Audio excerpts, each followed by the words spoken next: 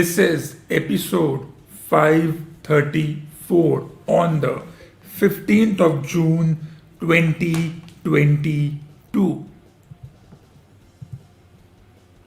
Humans are and will continue to be avaricious by nature and nurture, and this becomes more prominent when they try not only to control fellow humans through various system of governance, but added to this greed is the tendency to apply dominion over animals.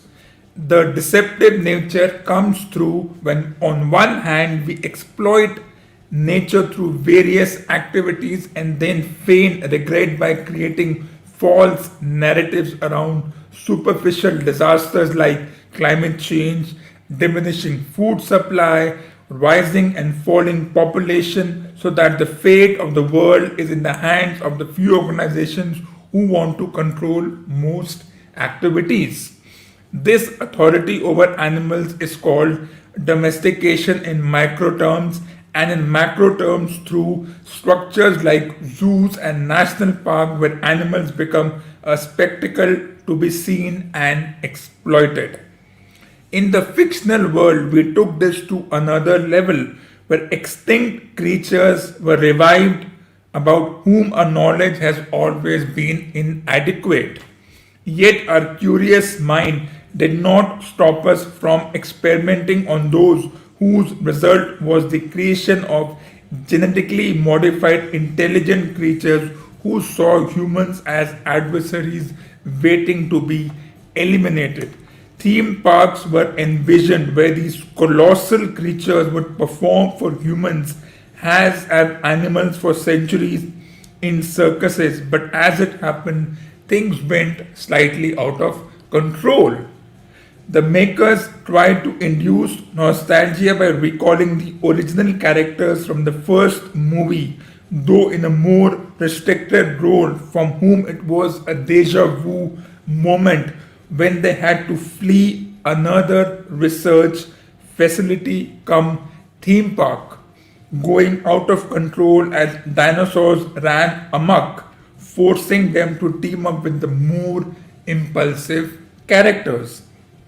The plot of the first, the fourth, and the sixth installment is eerily similar when a millionaire's vision and ambition to have a theme park come research facility whose location is on a classified island miles away from civilization. The intention is to have people throng it eventually is shattered when the dinosaurs thought to be safely detained in their cages go on a rampage,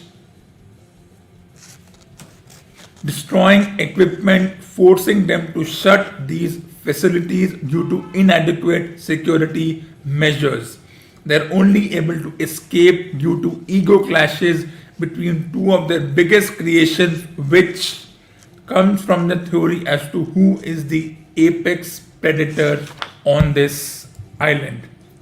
While dinosaurs were the apex predator in the world of Jurassic Park and Jurassic World, who was the apex predator as far as the India South Africa series is concerned?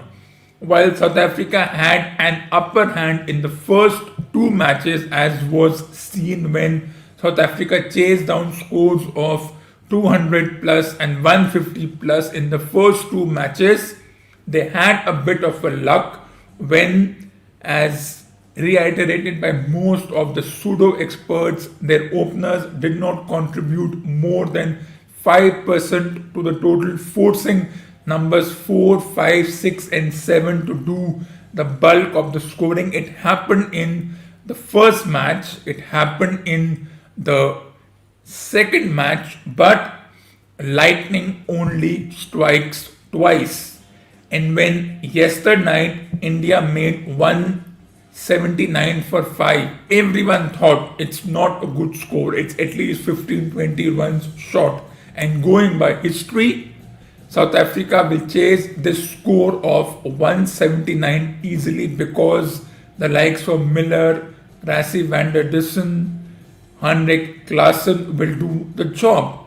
But history is made to be recreated. The pressure was on individuals who are called fringes, ironically, by those individuals who themselves were fringes for a major part of their career. So, this is emanating from jealousy. The likes of Ruturaj Gaikwad was called a fringe player. Ishan Kishan, neither fringe nor in the legends group. Then the likes of Shreyas Iyer competing for a position with Surya Kumar Yadav, and all this theory created that these players are competing for positions as only 20 players can make it to the World Cup, which is only 4 months away. Rather, exactly 5 months from today, the World Cup starts on 16th October. So it's going to be a very interesting situation. But I think 179 was a good score. The pressure was on the likes of spinners Akshar Patel and Chahal because they went for runs in the first two matches.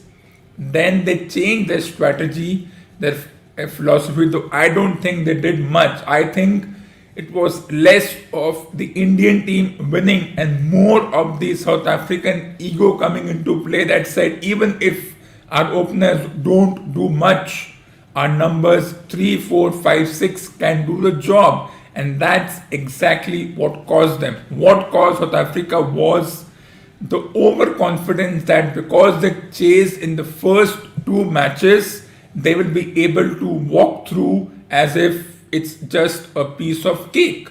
But that did not come through. And everyone has questioned the likes of Ruturaj Gaikwad about the strike rate and all that nonsense emanating from it. For me, Temba Bavuma is a bigger burden on the South African team because he's not going to score 80 or 40 balls. He's not that kind of player. Yet somehow they have accommodated him in the team and made him captain. I do not mind that, but then he also has to change his attitude because we went after Virat Kohli and Gaikwad and a few other players for their petty strike rates. I think it was the performance of the openers which cost them the match. It was the ego of the likes of Van der Dussen, Henrik Klaassen, David Miller which cost them the match. And then of course it was Rishabh Pant's first official international win as a captain, though one can say that he already had established bowlers and batters in the team, so he didn't have to do much. He just had to make sure that the right people were giving the right experience at the right time, and that is exactly what happened in yesterday's match. So just to make it clear, India did well to get to 180. They did slow down. There was a lot of criticism that they slowed down after making close to 100 runs in the first 10 overs. They only made around 80 runs in the last 10. But then South Africa did not even make 60 runs in the first 10 overs. The game was over before that.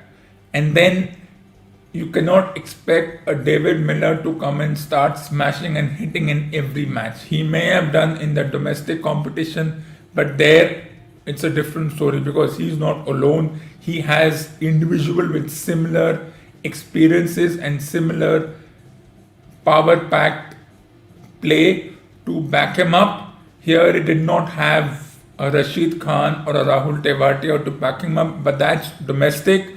This is international. They are two different sides of the coin. So how do I look at yesterday's match? Of course, the ego cost South Africa. The series is 2-1. Can it become 3-2? Well, it depends how the performance goes in the next match. Does the toss make a difference? Of course, there was so much conversation around the toss. Then look at how the toss impacts the particular match. I don't think the toss makes a difference. Whether you decide to bowl first or bat first, or you think that you have chased down a score of 200 and 150 in the last match. You can continue that same momentum. That depends on how the team who wants to chase thinks. I don't think it makes a difference. It really doesn't make a difference. Losing a toss is not the end of the world. Why do we think that toss will be an important thing, or there should be some special training when it comes to toss? Toss, as I've said numerous times before, is totally fluke. It has nothing to do with skills and everything to do with luck. It could have been the other way around. South Africa could have made 180 and this could have been the Indian team bowled out for 130 and the tournament over there and then.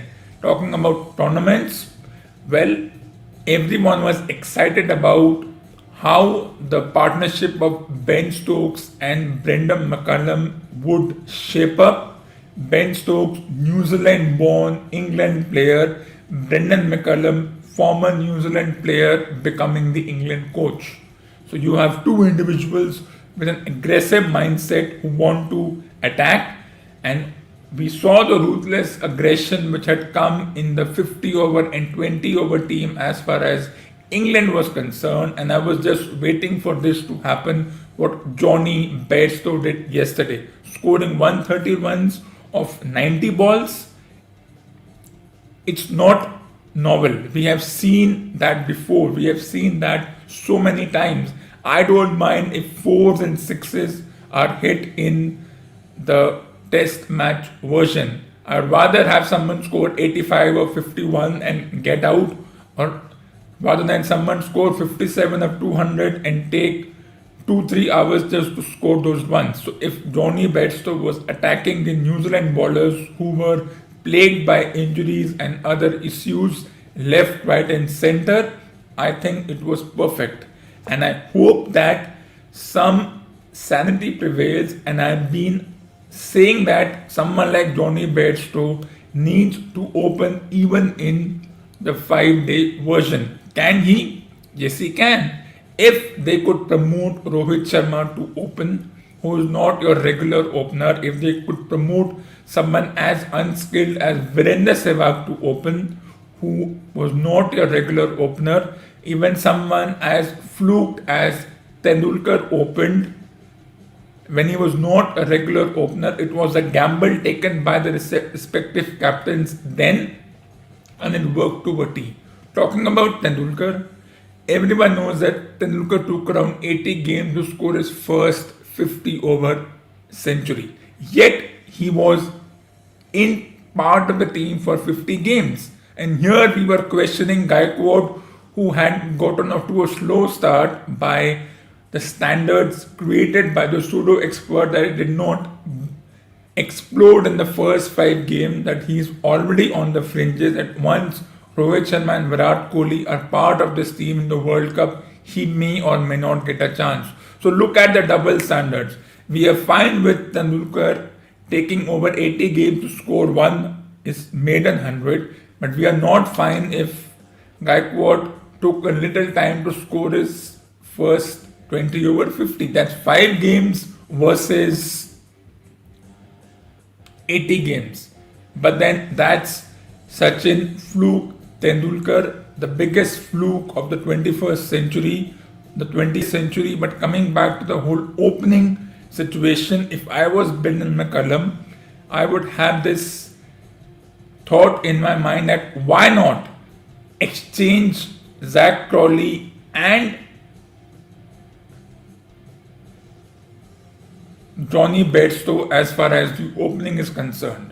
Have Johnny Bairstow open with whoever is the opener, and have someone like Zach Crawley at number 6, Ben Stokes at number 5, and it becomes a potent team. And as far as the likes of Zach Crawley are concerned, still we are obsessed with the likes of Jonathan Trott and Kevin Peterson, and what else? Well, Kevin Peterson's career was as dramatic as it was. He came in the most dramatic fashion and he left in the most dramatic fashion.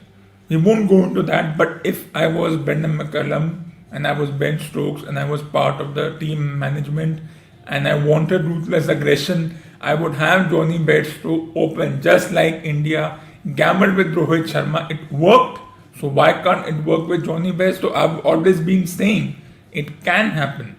Jayasuriya was not an opener. Sehwag was not an opener, at least for the first 2-3 years. Tendulkar was not an opener. He was at number 4, number 5, number 6 in his early years. Ganguly was up and down. There were so many examples in this case, but we won't go into those details right now. We'll come back to this match. So the first win for Rishabh Pant, which will take him out of the hole. He is a young captain waiting to have a breakthrough moment. He's already done that.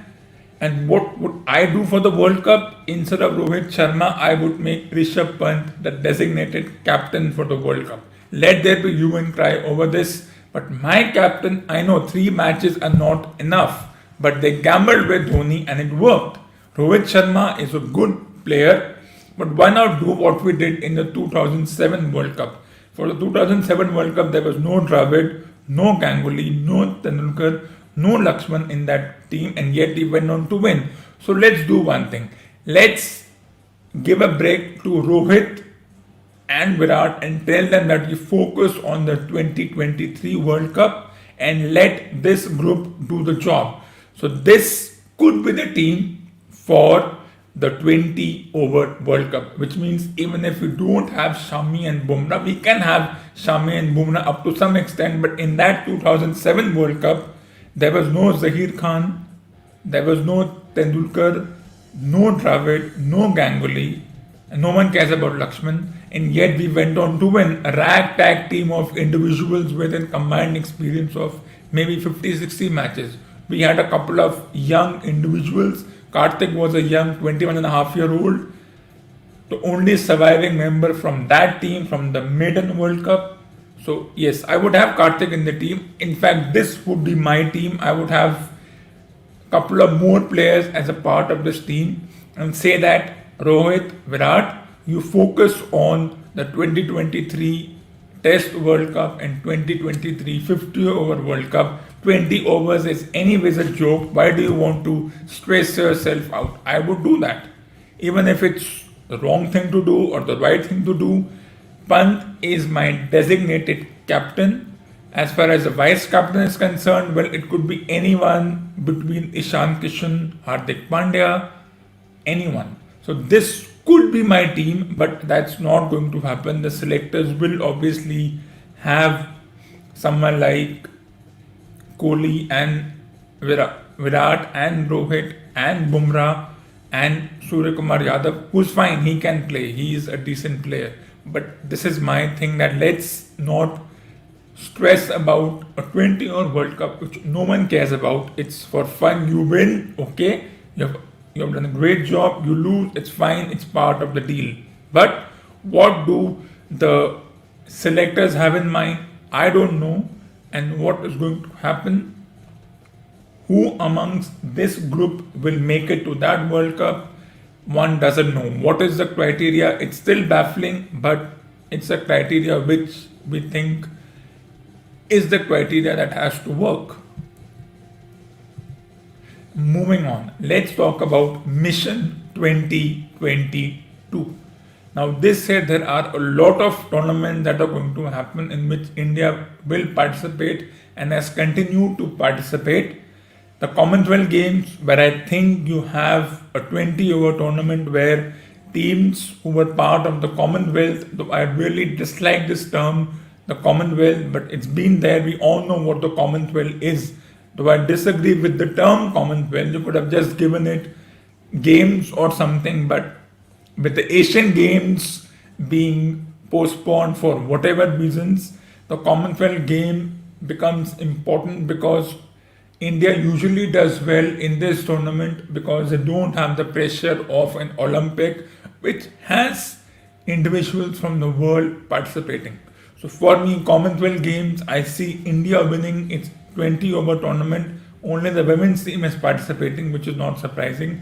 There's the Women's Hockey World Cup. I think India has a very good chance. It's a very strong hockey team. Most of you would not agree with it, but I really don't care. So the Women's Hockey World Cup, I give it to India. The Men's Cricket World Cup, well, I would still say that India has a 85% chance of winning it. 15% depends on how they do in the group stage, and will it be a deja vu what happened last year, or will they just brush aside and say that last year was a fluke. The Men and Women Hockey Pro League Championship continues, and India has done well in this tournament. So it's not given that kind of a serious outlook, but I think it's a very important tournament. And then come the football qualifiers. Do you know that India qualified for the Asia Cup? They had to go through tons and tons of matches. The football team had to literally sweat it out, as the focus was on the obscure Nations League, the overhyped Euro Cup, which is a useless competition, and the Football World Cup later this year. Who cares about Spain, Germany, Portugal? Because these teams are flukes. No one cares if they win or lose. I think the Indian football team, they may be ranked 1 or 6 in the official ranking, but for me, the Indian football team is one of the strongest teams in the world. They beat Hong Kong 4-0 yesterday night. I could not watch the match because the channel on which it was being televised was not part of the regular channel package. And just as we treat football like trash in our newspapers, the channel on which it was televised was itself a trash channel, and there was no hype about it, just as there was hype about other tournaments. But India beat Hong Kong 4-0. Hong Kong may not be Spain, may not be Germany, may not be Portugal, may not be Argentina, but Hong Kong is an important team as far as the Asian part of the continent is concerned, Asian part of the globe is concerned. And I think it's time that the Indian Football Federation did something out of the box and say that let's organize matches against the likes of Spain and Portugal and Germany and Italy and Russia and other teams, and see how the Indian team does against these so-called superpower football teams. Let's organize India versus Argentina. Let's organize India versus Brazil, because unless India plays these teams, how will we know that they can do well? We presume that they will not, because these teams have hardly played each other. Why not? Even if it's a friendly, even if the result in the end is irrelevant. I think it's time for India to get out of this Asia block. Literally enough of playing the likes of Afghanistan and Bangladesh and Kazakhstan and China and Japan as far as the Asia part is concerned. Move on. Play Belgium, play France, play Italy, play Germany, play every European team who are part of world tournaments. Let India be a special invitee to the Euro Cup. Who cares? India has with so much effort qualified for the Asia Cup. They should have not done that in the first place. They should have got an automatic qualification. But that doesn't happen. That's how the world body, that's what the world body thinks of the Indian football team. At least the hockey team is making some strides. But this attitude towards football and a love for European football, it's getting out of hand. So we need to be very careful, or it will become a very dangerous situation.